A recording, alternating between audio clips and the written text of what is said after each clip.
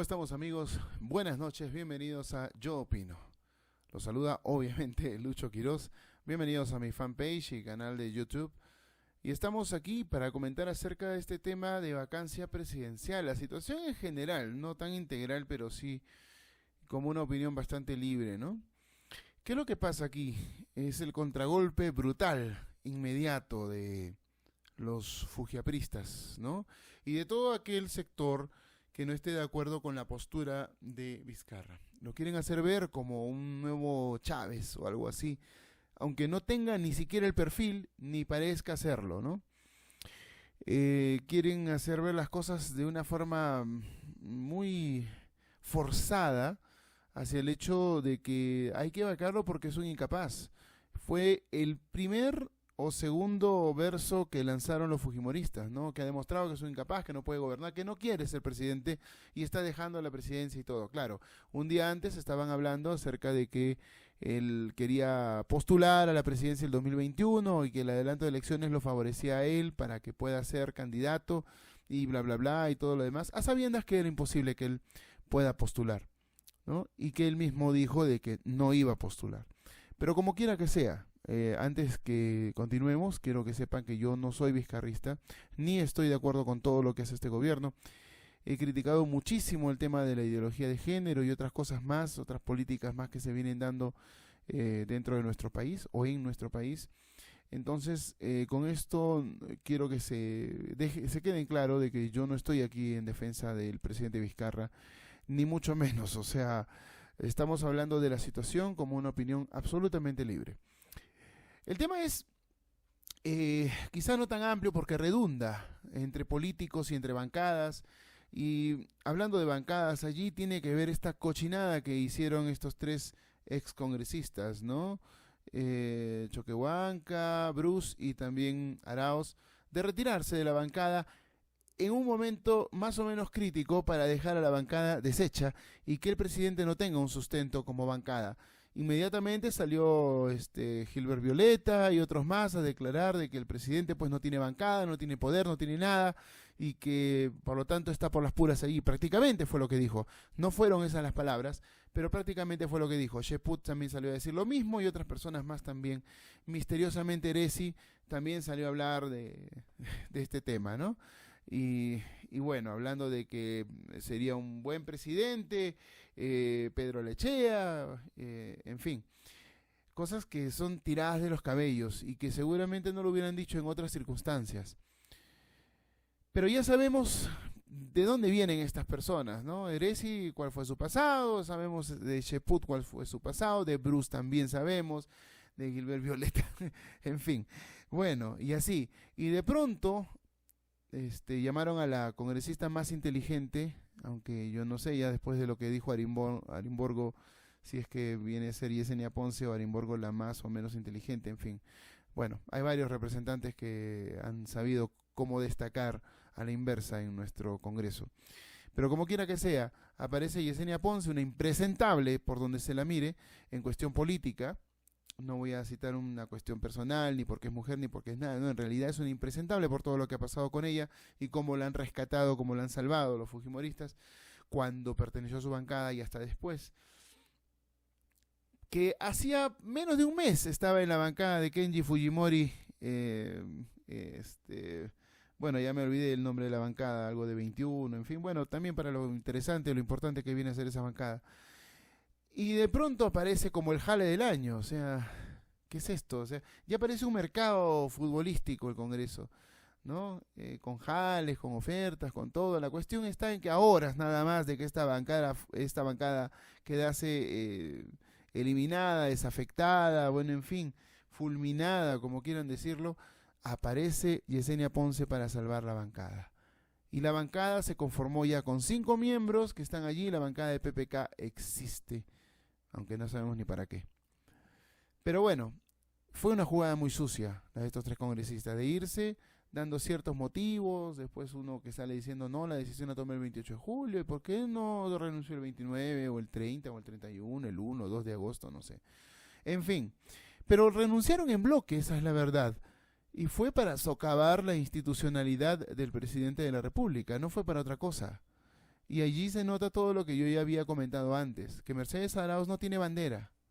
No tiene bandera. Es una persona que va a ir donde le convenga, va a ir donde tiene que hacer algo que le dé una rentabilidad a ella o que concentre un poco más de poder, aunque con el APRA aparentemente ya no quiso, bla, bla, bla, si nos vamos a acordar qué es lo que pasó. No, hay una lucha interna. Eso es lo que pasó. No fue un desprendimiento por parte de ella, porque no se dieron las condiciones, que no sé qué. Bueno, en fin, esa es historia pasada, una historia que no iba a llegar a buen puerto, no iba a pasar nada. Pero hoy esta señora ha visto y creo que ya se conversó qué es lo que se tiene que hacer para que saquen a Vizcarra y ella se quede como presidenta del Perú hasta el 2021. No le conviene a la Sociedad Nacional de Industria, no le conviene a ADEX, no le conviene a Confiep, no le conviene a ningún empresario que crea que se la respete. Pero estas mismas voces que hoy están hablando de que hay que vacar al presidente como este impresentable de Mulder y otros más, en realidad son las mismas voces que hablaron de inestabilidad del país. Cuando pasó esto el 28 de julio, el mismo 28 de julio comenzaron a decir va a haber una recesión, esto ahuyenta o espanta la inversión extranjera, va a haber inestabilidad económica, en qué está pensando el presidente Vizcarra y bla, bla, bla, bueno, la vela verde, de todos los colores, de todas las tonalidades verdes que puedan haber. Y estas mismas voces hoy están hablando de vacancia presidencial. O sea, que cuando el presidente habla de adelanto de elecciones mediante un proyecto de ley, mediante un referéndum que no sabemos si le va a salir favorable o desfavorable a la propuesta, con adelanto de tiempos para que pueda empatar una cosa con la otra y la elección se dé y el 28 de julio de 2020 tengamos un presidente nuevo, pues ahí sí, o sea, con toda una legislación de por medio que se tendría que aprobar mediante Congreso y referéndum, eso les parece inestable. Pero claro, una vacancia presidencial, con todo lo que conlleva, no les parece que generaría inestabilidad para el país. No les parece. Para ellos eso está bien y el presidente es un incapaz y hay que modificar la Constitución y bla, bla, bla. Y para ello, en la Comisión de Constitución, ¿quién renovó el contrato? La hermana de Ronald McDonald. O sea, bueno, en fin, no sé. La cuestión está en que se cometió un error gravísimo por el lado de nuestra población al haber confiado en Fuerza Popular, haberle creído a Keiko, bueno, si le creen a Kenji también, pero no haberse dado cuenta de que en nuestro país nos pueden hacer lo que sea, pero basta que esa persona que nos hizo lo que sea nos da 100 soles y ya es un santo para nosotros. Y no estoy exagerando al hacer la analogía con ese reo que está en Barbadillo, y me refiero a Alberto Fujimori. Y yo digo las cosas como me parecen, quiero que lo comprendan. Nosotros, primero, Fujimori no nos salvó del terrorismo. El gen ya existía y por culpa de Fujimori, que quiso figuretear, no se lo pudo capturar a esa rata de Abimael antes. 2 opciones antes quedaron en nada. La tercera vez se decidió no avisarle a nadie para que se dé la captura. Y se hizo la captura. Ahora, toda la demás lucha supuesta contra el terrorismo en la que ya apareció abanderado Fujimori, que no sé qué y todo lo demás, señores, eso ya estaba en parte programada y segundo, también se capturó y se asesinó a mucha gente que era inocente. Estoy completamente de acuerdo con que los estudiantes de la Cantuta eran terroristas, lo eran. Hay muchos testimonios que lo aseguran, pero valgan verdades. Todo lo que hizo el Grupo Colina al hacer esa desaparición generó después toda la problemática que tenemos con la CID que nos obliga a resarcirle a los terroristas por esas muertes. Si nosotros no hubiésemos alentado esto, no le hubiésemos creído a Fujimori en su momento, no nos hubiésemos llenado de ilusiones la cabeza con él. Y seguramente lo hubiéramos visto como el sujeto tan corrupto e imperfecto que es, y no casi mesiánico como algunos lo ven. Y entonces allí hubiésemos tenido otro tipo de visión que seguramente nos hubiese ayudado a ir mermando la presencia del fujimorismo en nuestro país. Presencia nociva, muy nociva. Quizá una de las peores cosas que nos pudo haber pasado en nuestro país. Tener a esa agrupación de alucinados, de alucinantes y de gente que en realidad lamentablemente ha convencido y mentalizado a muchos otros más con tener un supuesto líder que nos salvó de la desgracia económica también, y no saben que todo lo que hizo lo hizo para llenarse los bolsillos de millones de dólares, porque en realidad nunca quiso salvar a nuestro país. Todo fue un plan para quedarse muchísimos años robando y haciendo muchas cosas en su favor. Así fue. Y el cierre del Congreso fue un tema populista, nada más. Solamente fue populista, porque nadie en ese momento estaba de acuerdo con ese Congreso, porque estábamos cansados de la clase política de ese tiempo, que por cierto era mucho mejor que la actual, a pesar de todos sus hierros y de todas las cosas que le criticamos y que no nos gustaba en su momento. Y así la historia se seguirá dando, porque nosotros solemos ser muy agradecidos, tener gratitud. Gracias a él tú puedes salir a la calle, gracias a él tú puedes hacer tal cosa. Hoy día ya no podemos ni salir a la calle. No, de verdad, o sea, es que esas son las consecuencias cuando no tratas bien la problemática como tiene que ser. Entonces tuviste un presidente que, bueno, dictador, que se enarboló pues como un sujeto de carácter y que imponía las cosas y que la gente pues bueno, en fin, y tomaba medidas y estaba ahí, él estaba ahí para la foto. Y hacía cosas, sí, hizo cosas y todo, pero ¿las hizo bien? ¿Cuántos colegios duraron? ¿Cuántas carreteras duraron? ¿Cuánta plata le faltó al Estado? ¿Por qué renunció por fax? O sea, hay muchas cosas, ¿no? Y tantas otras que sí se le comprobó. Pero en fin, cometimos ese gran error como ciudadanos. Y PPK cometió también un gran error, porque él no tenía partido, no tenía gente, no tenía líderes, no tenía nadie. Y pues recicló. Casi lo mismo que hizo Keiko, con la diferencia de que es lo de Keiko aportaron por estar allí. Y entonces, ahí están las consecuencias. Y como se le dio un sajirito a la izquierda, pues ahí tenemos un grupo que en lugar de trabajar fastidia, se opone a todo y no aporta en nada. Lamentablemente. Pero son los escuderos pues de la bancada de PPK. Y en realidad no le sirvió de mucho a PPK. La verdad que no, porque al final miren dónde está, miren lo que le pasó a pesar de sus negociaciones. Esto demuestra algo muy claro. Ninguno de los que están en ese parlamento representa al pueblo. A ninguno del pueblo. Representa sus intereses. Y los intereses del líder de su bancada o de su partido. Y de acuerdo a las negociaciones, muchos de ellos se prestan a defender los intereses del líder de otra bancada y de otro partido.